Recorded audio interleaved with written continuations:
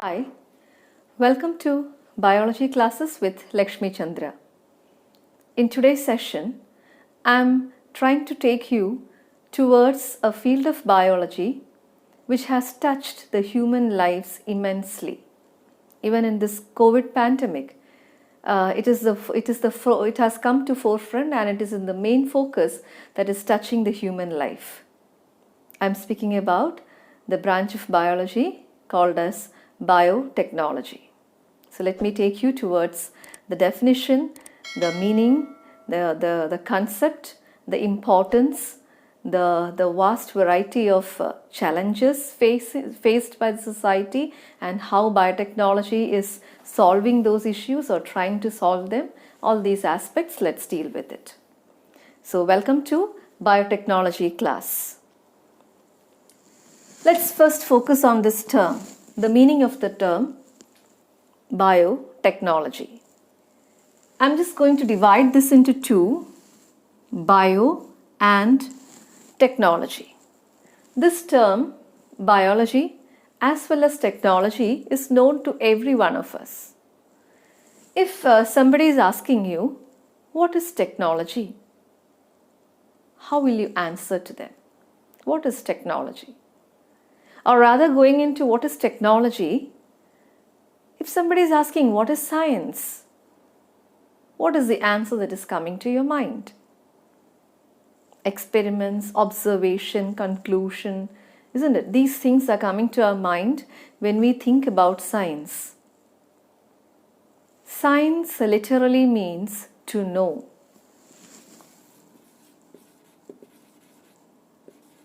Science literally means to know.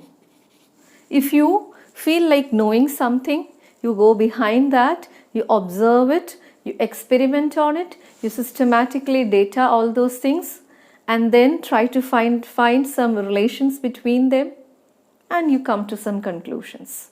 So that is science. Basically it means to know. So science is clear to all of you. Now what is technology?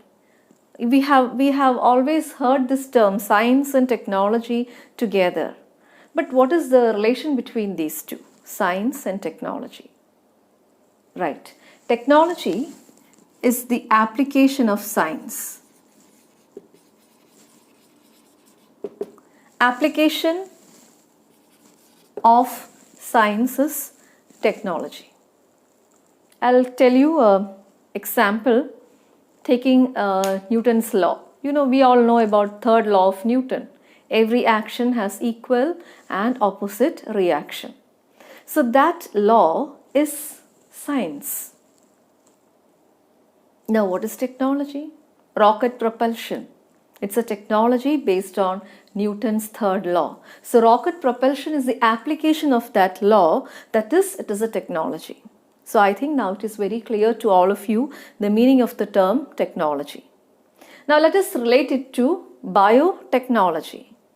We have to be very clear when we are learning a concept, the exact meaning of the term, biotechnology. So it's clear, application of science. Instead of science, biotechnology, I can put here application of biology. Application of biology. Biology means study of life. That means it can be an organism or a part of the organism, say cell, or inside the cell there can be molecules, anything related to biology or any process that is happening in biology. We have learned many processes like glycolysis is there, photosynthesis is another process, respiration another process, so many, digestion, so many processes are happening. So application of anything that is happening in biology into the living organism itself. So application of science into living organisms itself so as to produce something. So when you produce something, that production, you can feel it, you call it as goods, or that is the actual products, or some other things which are produced you cannot touch and feel, but there is something existing, you call that as services. This means suppose you go into a park and you sit there, you enjoy the beauty over there. So that beauty that you are enjoying is a service given by the park. You cannot touch the beauty and feel actually. So that is what I mean here. So when application of biology in living organisms itself is happening, there happens two things. Either you get something useful in the forms of goods, you call those goods as products, or there can be some services, those are called as processes. So products and processes is what you get. Okay, so application of science into living organisms so as to produce products and or services. For what? For the beneficial or betterment of human life. That is biotechnology. Application of science, or we can say application of scientific or industrial principles into living organisms or its parts so as to produce some products or some processes which are beneficial for human life or for the betterment of human life. So that is biotechnology. Now for this, in your class 12 textbook, European Federation of Biotechnology has given a classic and a solid definition for it that you have to learn. This definition given by European Federation of Biotechnology. Here also you can say integration of natural science, that means biological science, and organisms, their cell or parts thereof. Parts thereof means any molecules or something present. And the molecular analogues for what? For the production of products or services. This is the definition given by European Federation of Biotechnology. That is integration of natural science and organisms, cells, parts or thereof, and the molecular analogues for the production for products and services. So this is the definition given by, this is a solid definition. Definitions we cannot change.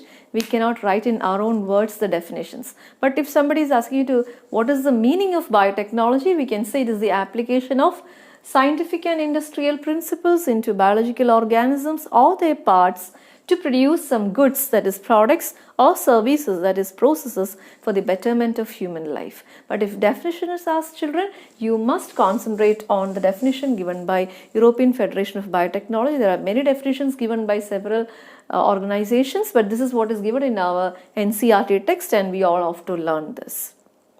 Now let me introduce to you the scientist Karl Ereky. He is a Hungarian engineer, a German. In the year 1919. So Karl Ereky is the person in the year 1919 who coined the term biotechnology. So the person who coined the term biotechnology is Karl Ereky in the year 1919. So we have learned the meaning, we have learned the definition. Now let me just tell you, this biotechnology, when did this begin?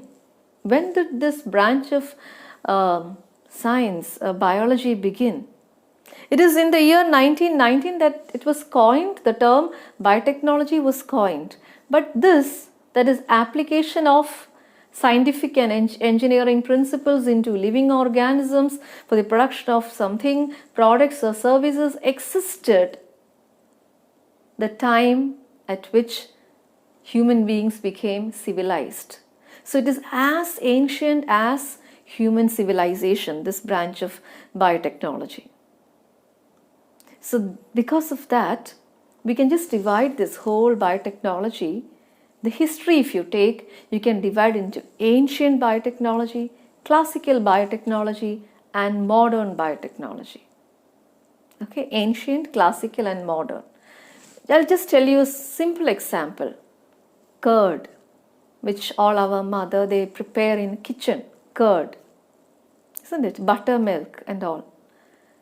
So in that curd, what she's doing? the day before she'll add some inoculum, a small scoop or spoonful of curd she will add into a boiled milk. She'll add it and she'll keep it closed. Next day, curd is there. The milk has turned into curd. So there, what is used? A biological product is used.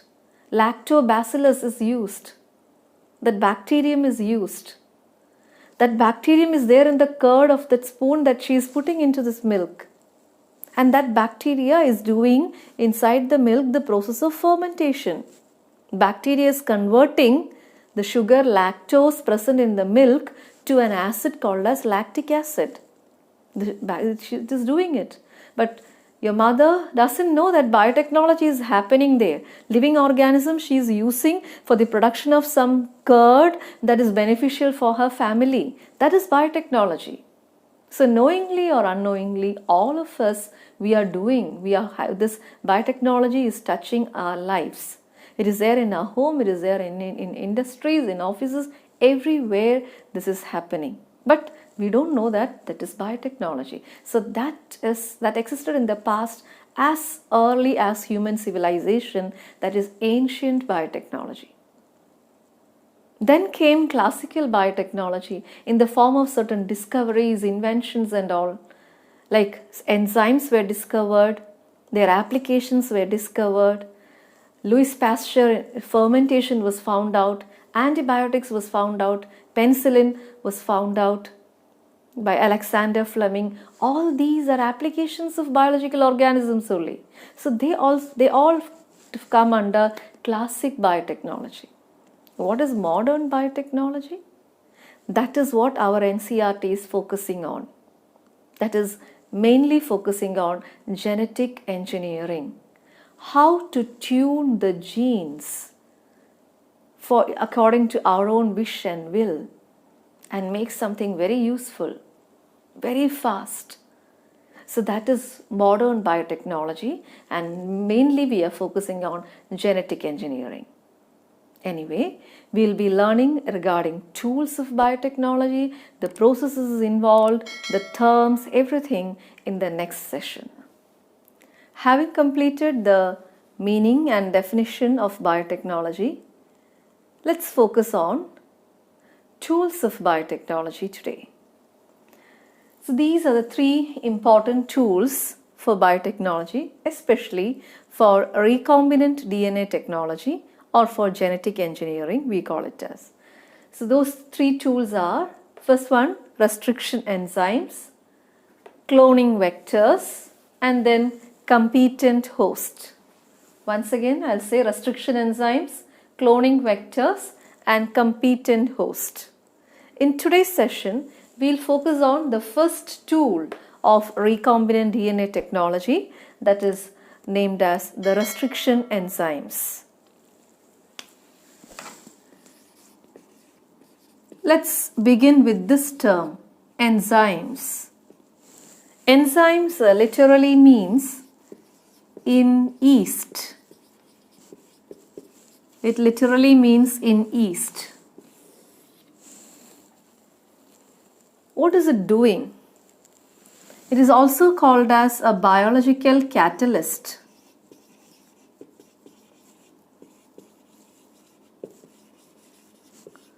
Now we all know catalysts, they enhance the rate of a reaction.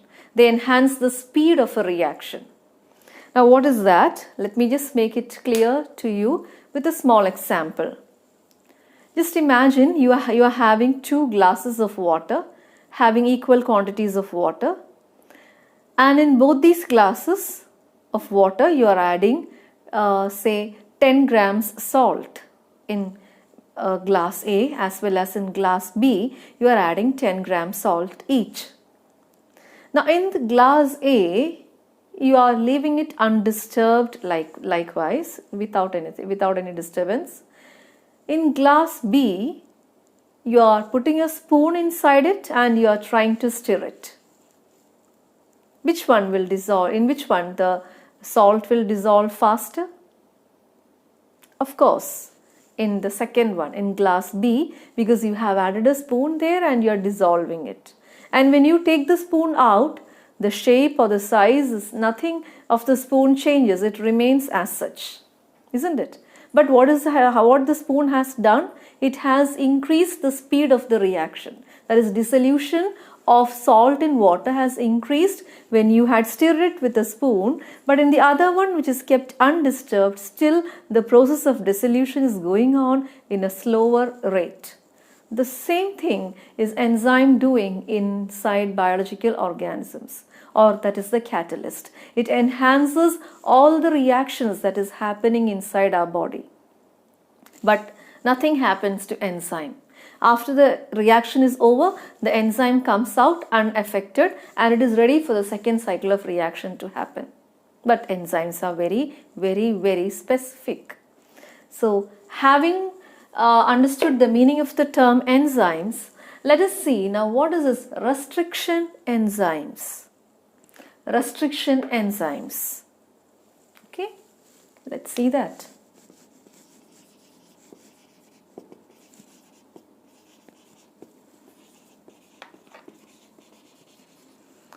Restriction enzymes, they are called as molecular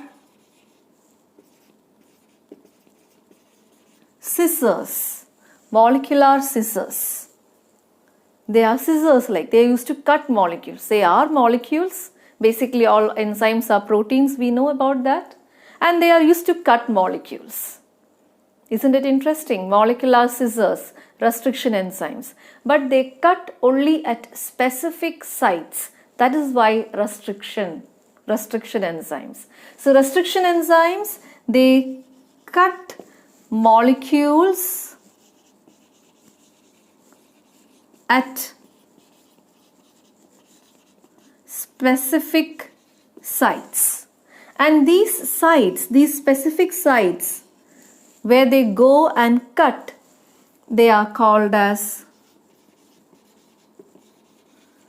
recognition sequences, or they are also called as restriction sites. Recognition sequences and restriction sites. So they are molecular scissors. Okay, they go and cut molecules at specific site. Now the question is, which molecules do they go and cut? For that, I have to name this restriction enzyme a bit more specifically. Let me name it. They are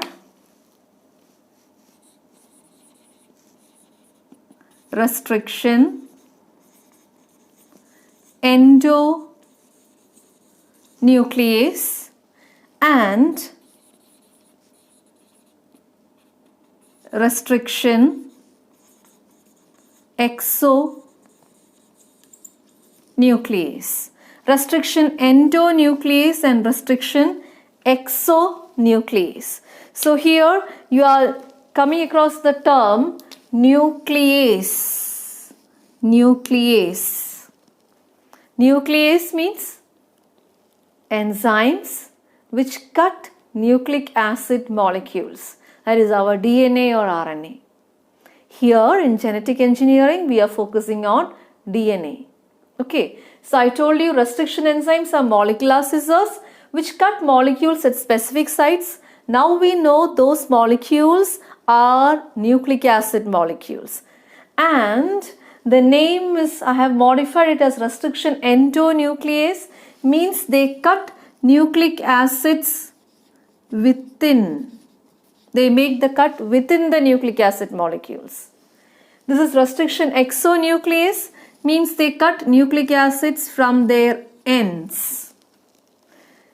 In a very simple manner, I'll just tell you. For example, imagine we are cutting vegetables. Okay, if you start cutting from one end, it is equivalent to exonuclease. Cutting is happening from one end to the other end. But if we start cutting at the center or the middle of the vegetable, just cut it into 2 or 3 pieces, the middle part, internally, you call that kind of enzymes as restriction endonuclease. That means within the cut is made. So restriction enzymes are molecular scissors which cut DNA or RNA or any molecules with inside them at specific sites. Because they cut at specific sites, they are called as restriction enzymes. Okay, and there are of two types, which are restriction endonuclease and restriction exonuclease. Restriction endonuclease and restriction exonuclease. Okay, so they cut within and the other one cut at the end. Now let me tell you how this name restriction enzyme was coined. So this restriction enzyme, how this name was given as restriction enzyme, it's a very interesting experiment. Actually, it is a serendipity. I think you know what is serendipity. Serendipity means chance discovery in science. Discovery of antibiotics, penicillin, was a serendipity for Alexander Fleming. Same way this also, a finding of restriction enzymes was a serendipity in biology. So here, see children, I'm just drawing a vague structure of a bacterial cell, and this bacterial cell is attacked by a bacteriophage. Okay, this is a bacteriophage. Bacteriophage means they are viruses which attack a bacterium. Bacteriophage means bacteria eating. Bacteriophage, phages means eating.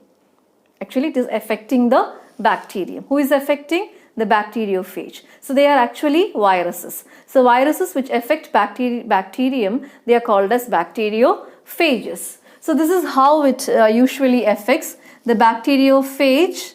This is the bacteriophage or the virus. Okay, and here I have just drawn a structure of bacterium in fully literal manner. I have drawn here. Okay. Now this is its genetic material or DNA of the virus. What it does is it injects the DNA here inside the bacterial cell, and this DNA keeps on multiplying using the machinery of the bacterium, and then it starts preparing the protein coat over it. Okay, so that means many phage particles are now inside. Many phage particles are now inside, and ultimately the bacterial cell will burst open and these phage particles will come out. This is the usual cycle of a bacteriophage with a bacterium. Now what scientists have observed is, in certain bacterium, when a particular bacteriophage is coming and it is inserting its DNA, this process is not happening. Instead, this DNA which has entered is cut into pieces inside. It is cut into several pieces inside, and the bacteria is unaffected. Then the scientists became interested in this particular thing. They started isolating these pieces of DNA. And every time they found that when this particular bacteriophage is affecting the bacterium, there is a particular, it is not always this is happening. This is happening only with respect to particular bacteriophage and bacterium. So every time they are encountering each other, these pieces which are produced will be of equal number, and the area where it is cut is every time in the same area. The same area is cut, same number of pieces, same size of pieces of DNA is generated. So they understood there is something scientific that is happening inside the bacterium, and this bacterium is having something inside it.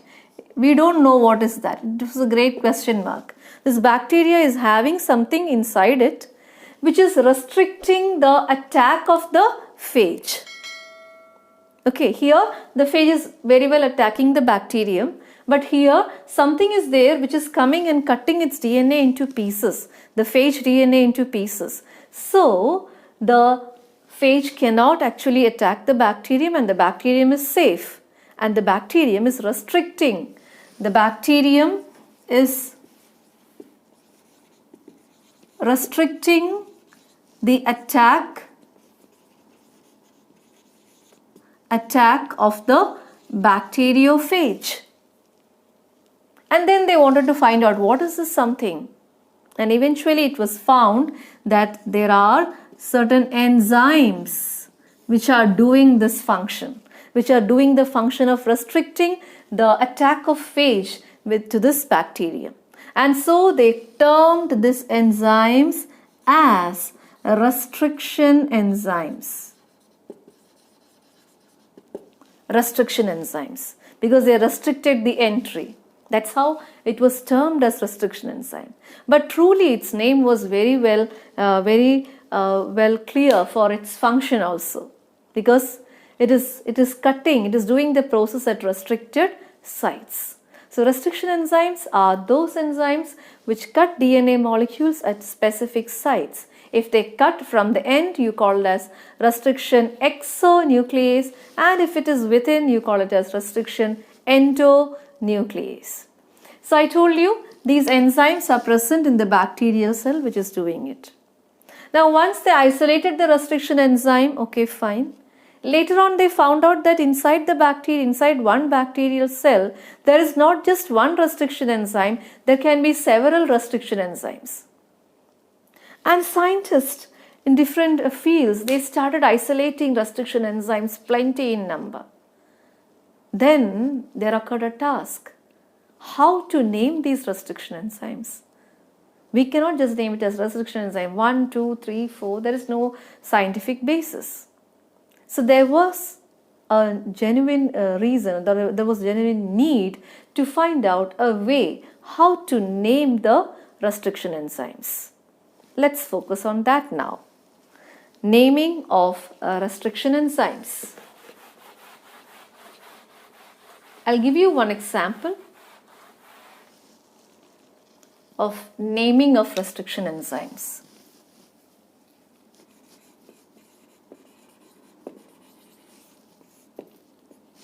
We know restriction enzymes are isolated from some bacterial cell. Let me take the example of a bacterial cell, Escherichia coli. It's in simple terms, you call it as E. coli bacterium. Escherichia coli. So here this Escherichia is its genus name. Coli is the species name, or you call it as specific epithet or species name. And you know, bacterium, microorganisms, they are also specific for the strain. Here the strain is RY13. This is the strain of the bacterium.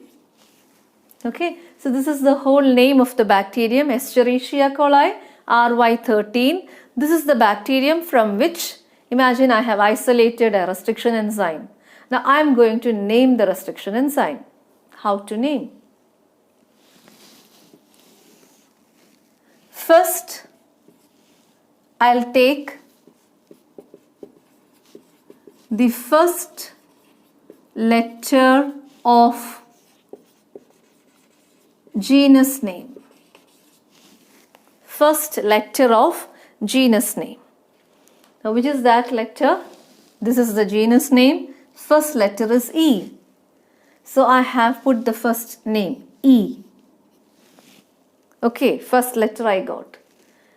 Next I'll take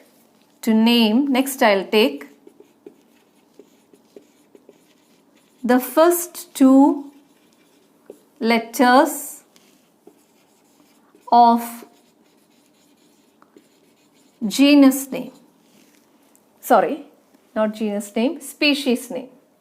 The first two letters of species name.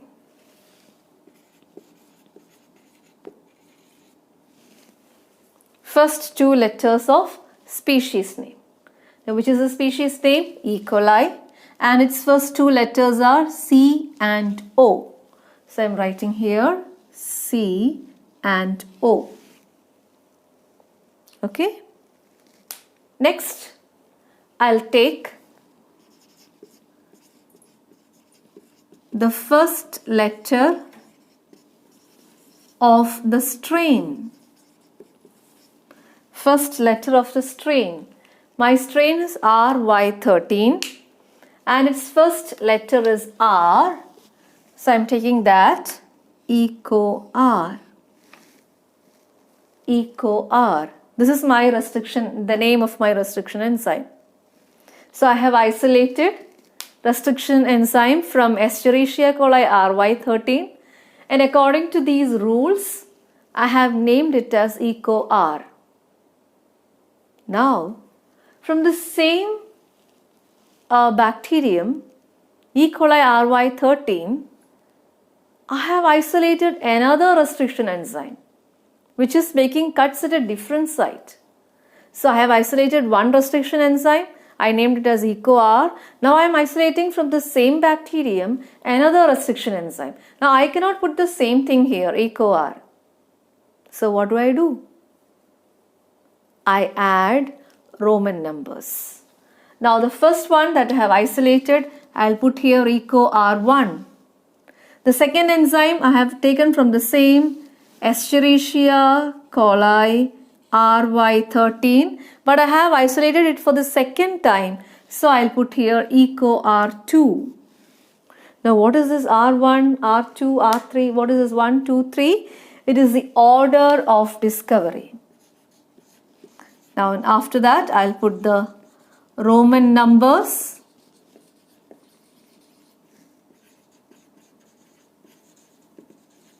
According to the order of discovery. So EcoR1, EcoR2, these are the restriction enzymes isolated from Escherichia coli RY13, and according to this rule I have named it. It's very simple. First letter of the genus name, first two letters of the species name, first letter of the strain, and then if more than one enzyme you have isolated from the same organism, you can just demarcate it with Roman letters according to the Roman numbers according to the order of discovery. I hope naming of restriction enzyme is clear to you. The meaning of restriction enzyme is also clear to you. In the next session, we'll see how this restriction enzyme works. Having completed the definition of biotechnology, the tools of biotechnology, and I have also introduced to you what restriction enzymes are, today we'll focus on the action of restriction enzymes, or how these restriction enzymes actually function. For that, let's focus on the steps. Okay, the whole action of the restriction enzyme I have put here under 4 steps. Let's see one by one. First, the restriction enzyme inspects the length of DNA sequence. For that, let me just write down a DNA sequence starting from 5 prime, and I'm just putting a sequence here GAA TTC, and then there are lots of bases here ending with 3 prime. Again, the second strand of DNA, we know they are anti-parallel, and they are complementary. So here it will be C, A is going to pair with T, A is going to pair with T, T with A, again T with A, and C with G, and then there are other sequences here, and it is going to end with 5 prime because they are anti-parallel. Now this is the length of DNA, and into this DNA I have added the restriction enzyme EcoR1, and we are going to learn how restriction enzyme functions, taking the example of the restriction enzyme EcoR1. In the previous session, already it was taken like how this enzyme was named as EcoR1 and why it is named as restriction enzyme, what is the difference between restriction endonuclease, exonuclease, and such things. So it will be better if you go through those sessions first and then view this particular portion. The link regarding the previous sessions are put in the description. You may please see those description links so that it will be very useful for you. So EcoR1, how it is going to function. First, what this enzyme will do, it will inspect the length of DNA sequence. It will try to move from one end of the DNA slowly. It is moving towards the other end of DNA, reading the bases. That is, it is inspecting the DNA sequence. And then it finds a specific recognition sequence. It finds a sequence which for it is very favorable, and which when it finds that sequence, it stops there. Okay, so second thing is it is going to find the specific sequence. That specific sequence for the restriction enzyme is called as the recognition sequence. It can recognize its sequence and it will understand, yes, I am going to make a cut within this sequence.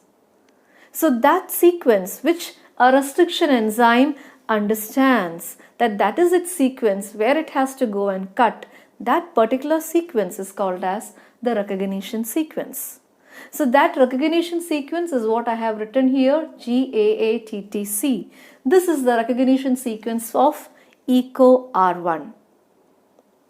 Now, just look at this recognition sequence very carefully. From the 5' end, if I am just putting the recognition sequence, it is, you can read it as GAATTC. I am just taking the sequence alone. And again the other strand, if I write from the 5' end here, it is also written as GAATTC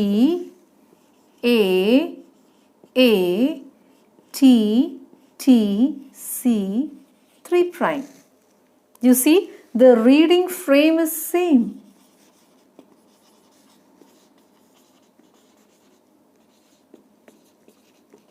The reading frame is same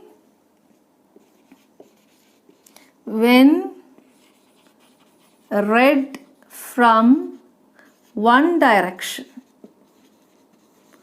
When read from one direction. That one direction is either you start reading from 5' to 3', or you read from 3' to 5'. In both strands.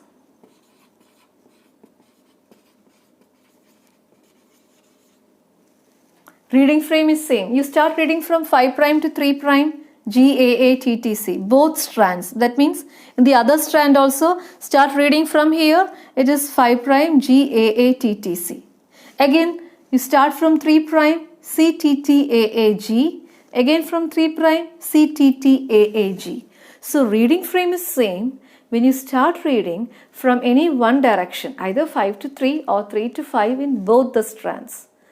Such sequences, such recognition sequences whose reading frame is same when read from one direction in both the strands, you call such sequences as a palindromic sequence.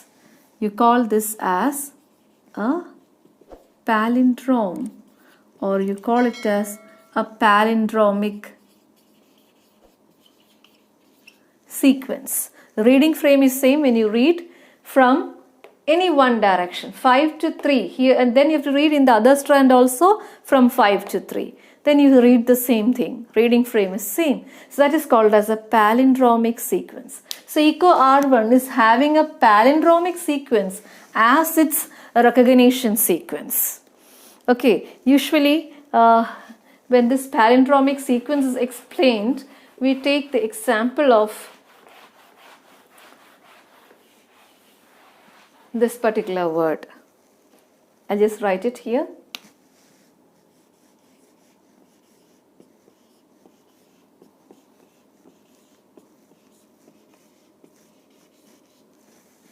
What is this? Malayalam. You read from here, Malayalam. Language of Kerala. Okay, reading frame is same when you read from other direction. So this is example of palindrome. Same way, our EcoR1 is also having a recognition sequence. And what is the speciality of its recognition sequence? Its recognition sequence is a palindrome. So I hope you understood the meaning of a Pallindromic sequence. Okay, so first we are going to learning the steps of how restriction enzyme is functioning. First, it will inspect the length of the DNA sequence, and then next it finds its recognition sequence, the area where it has to go and cut. Then once it finds its recognition sequence, it binds to DNA. Okay, it binds to DNA.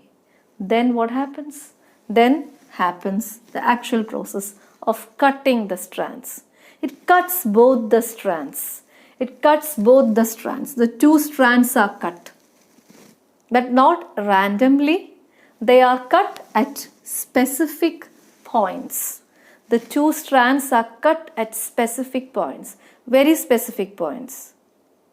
And those points where they make the cut, those areas are called as the restriction sites. So you have the recognition sequence, the whole sequence which it recognizes. Then in that sequence it makes a cut at specific points in both the strands of DNA. Okay, and that region where it makes the specific cut is called as the restriction site. Restriction site. Let me just tell you what is the area here. Here the cut is made between G and A.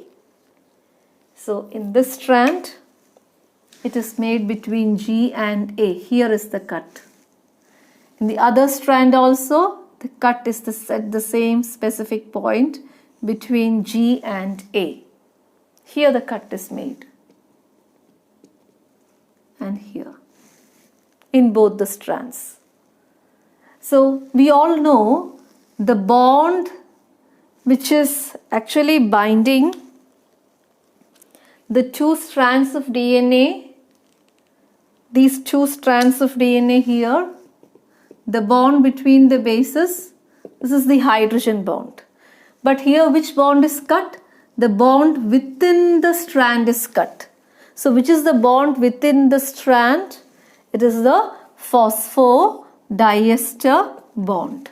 Phosphodiester bond. So restriction enzyme cuts the phosphodiester bond within the recognition sequence. That is how it functions. Okay, will it cut randomly? Never. First it inspects the whole set of length of DNA. Next it finds its recognition whole sequence. Then it binds to the DNA. And finally it will cut the it will break the phosphodiester bond at specific sites within the recognition sequence. So those specific sites are called as restriction sites. Okay. So having understood how this DNA recognition, this particular enzyme, restriction enzyme functions, in the next session I'll explain to you how a recombinant DNA is produced. Thank you for now.